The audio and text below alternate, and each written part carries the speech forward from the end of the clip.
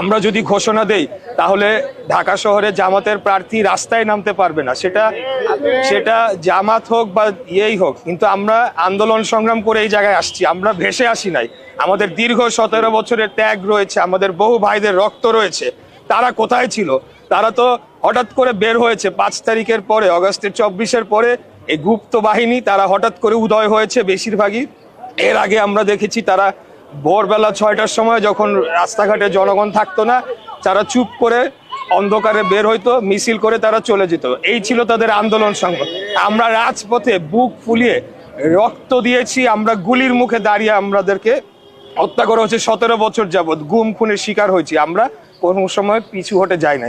তাই এখন যেটা বলছে, তারাও জানে যে তাদের সব ঢাকা শহরের সবগুলার জামানত বাজেয়াপ্ত হওয়ার সমূহ সম্ভাবনা রয়েছে, এটা তারাও ভালোভাবে জানে। এটা কেবল তাদের নেতা কর্মীদের উৎসাহ জাগানোর জন্য তারা করছে। আর যদি তাদের অন্য কোনো চিন্তা ভাবনা থেকে থাকে তাহলে বলে দেব যে ইলেকশনের অনেক আগেই আমরা তাদেরকে ক্লোজ করে ঢাকা থেকে বিতাড়িত করে দেবো, এটা আমি বলবো।